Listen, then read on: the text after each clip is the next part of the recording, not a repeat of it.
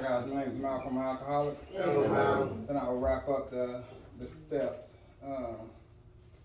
You know, 1, 2, and 3, I ain't gonna say they're easy, but they can be. When I first came in, my sponsor said really all you need to do was admit, believe, and then make a decision. And that sounded real good to me because that was pretty simple. Those were all non-action, verbs or nouns or whatever. But then when it came to 4, 5, and 6, you had to actually take action. And then you come to 7, 8, and 9, and you start to break down yourself and this and that. And when you get to step 10, you know, continue to take personal inventory when we were wrong, promptly admit it. You know, that tells me, and what I had to realize is that meant I couldn't take the cashier's inventory. The dude that was pissing me off, I couldn't take her inventory because I couldn't take my wife's, even though she was doing the same flaws that I used to. I couldn't do that. I had to continue to take my inventory because this program only taught me to worry about me and be responsible for me. And so the same thing, when I was wrong, I was promptly admitted it. In layman's term, it taught me to shut up. I got tired of running around telling people I'm sorry for interjecting in conversations that I probably wasn't meant to be interjecting in anyway. That wasn't my business to try to tell them they was right or they was wrong or this and that. And especially to my wife, I got tired of running around telling her, baby, I'm sorry, I don't know what I was saying. And it was just a repeat. So I learned to basically just shut up sometimes. And then I don't have to keep admitting that I was wrong because like I say, I'm not trying to play God. I'm not trying to intervene in somebody else's life or put my expectations or my will upon that person. So, but the great part about it, though, about promptly admitting it, before this program, if I wronged you, I would lose sleep over that. I'll be up tonight at 2 or 3 o'clock in the morning replaying that conversation. Me and my wife get into an argument, I'll be thinking about 3 days later what I should have said to her. But that's my mind. So if I go ahead and admit it right there, it has no more power. I don't have to give it any more time. I don't have to give it more energy. Because see, the thing about my mind, I have a mind that whatever I feed, it grows. Right now, if somebody leaves me in the parking lot and almost hits me, I can turn that into a 4 or 8 hour ordeal in my head. Because I got to call Brother Cleo and tell him what happened. I got to call Alex and tell him what happened. I'm going to spend 30 minutes with my wife saying, and I'm going to go tell a coworker. So you see what I'm saying? I done spent all that time and energy over something.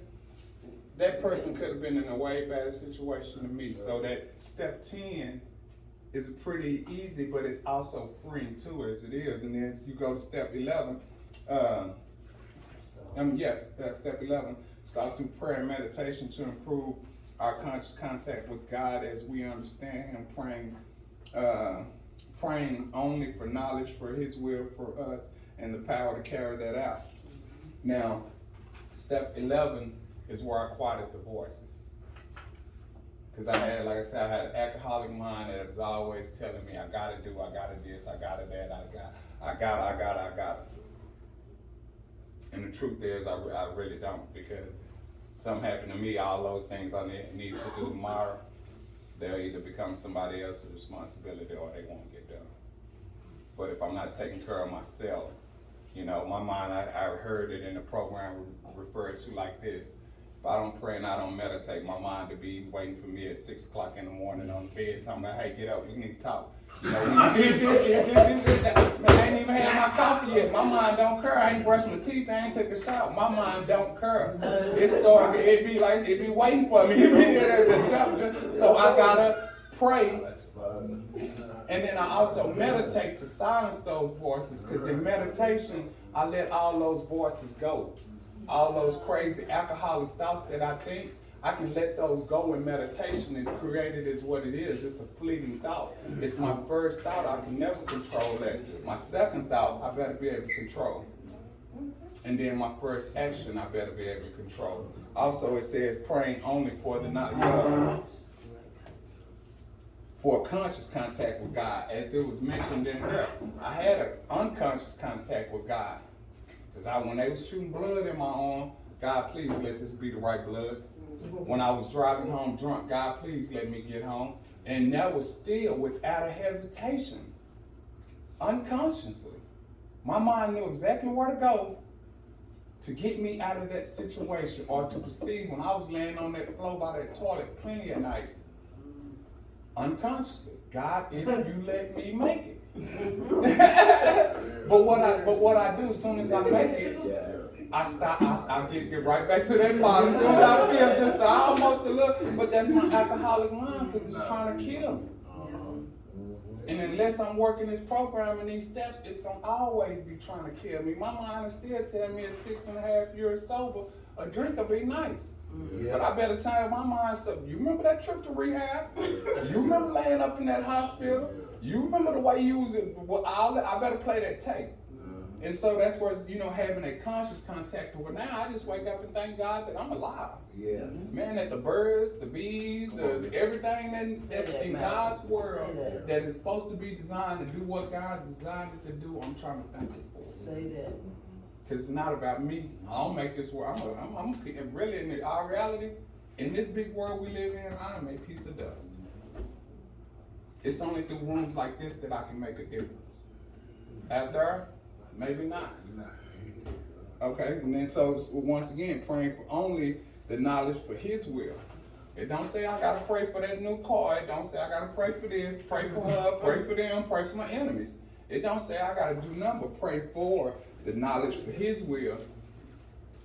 And then once I understand it's His will, God, give me the power to carry that out, because I sure don't want to do that, but give me the power. I understand this is your will. I do not, but give me the power to make this happen. And it is. Same thing, like I say, the power to carry that out. And so step 11 can be pretty, informative to me. I'll put it like that. Then 12, having had a spiritual awakening as a result of these steps, we tried to carry this message to alcoholics and practice these principles in all our affairs.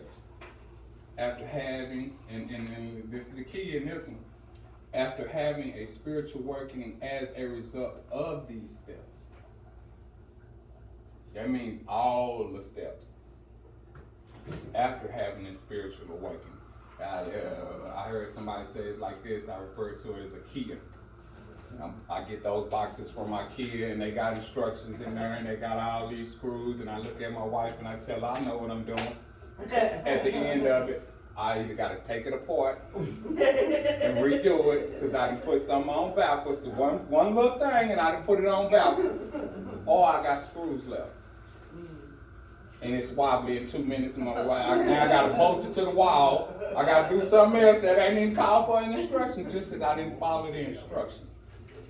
They put them instructions in that box for a reason, to make that an easy process.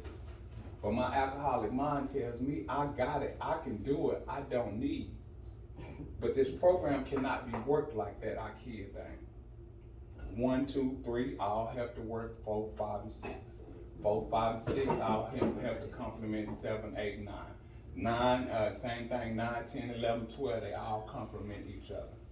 So at the same time, when you get to that one, and to practice these principles in all our affairs. It sounds good. It really does. It really does. And I'm glad I keep coming back to these rooms, because I'll tell you that quickly and I'll shut up. I had an incident when I was probably about a year and a half sober, and it was at 7-Eleven out here, and it's about 4 o'clock in the morning. I was going to go get me some Black & Milds, and there was 2 teenagers that came up to the gas station and stuff like that, and you could tell they had obviously been drinking and all the other things that a teenage boy was probably doing. But when they came in, I'm up there and I'm gonna get ready to put my card in the slot, and one starts reaching over me, one's right here on me. The other black dude is kind of reaching over me this and that, and I'm trying to enter my PIN in, and I'm like, finally I pull my card out, I'm like, can I get some personal space?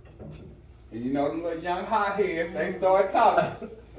I'm like, dude, I'm trying to keep it calm, because I'm like, man, look, you work in the program, do this and that. But he's telling me all this stuff, and I'm trying not to go back to the old Malcolm and let him know, man, dude, I already ran this scenario. I know exactly what I'm gonna do to you as soon as before I know this. But he tells me something like, he's like, we got a gun in the car. And I'm like, dude, you gotta make it to the car. They let me know you ain't no gangster. Cause you telling me you got a gun and you gotta make it to the car. Long story short, I get ready to leave. And before I leave, he yelled out and he called me the N-word. So I tell him I'm gonna see him in traffic. Sure enough, this is 4 o'clock in the morning.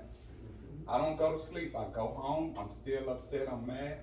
By 6 o'clock, 7 o'clock, just so happened, one of my friends came over. By 8 o'clock, after talking to him, I'm on Facebook.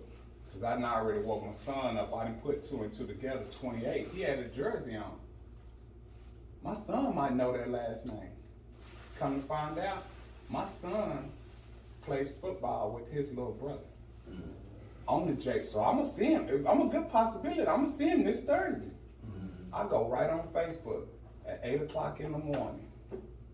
Let him have it. Let him have it. When I see you, I'm gonna beat you up in front of your parents. I put a whole bunch of negative stuff on Facebook. This is Saturday. I come to a meeting Sunday. We talking about step 12. So all Christmas and all our girls, here I am talking about this boy, I'm gonna do to him with this and that. And I sat in that meeting and started thinking, man, how much negativity did you bring to somebody that morning? Somebody could have been having a good morning and you just ruined their whole vibe with a problem that you could have took care of. Same thing, what if somebody would have took that literally, found that young man and did something to him? Did you really want that to happen? Or was you just in your feelings mad? So by working the program, by 1 o'clock Saturday, Sunday, I was back on Facebook, apologizing. And as hard as I thought it was gonna be, it was just easy. Cause I realized, like I said, that might have been my little test from God to see if I had growth. That wasn't really for everybody else to know that.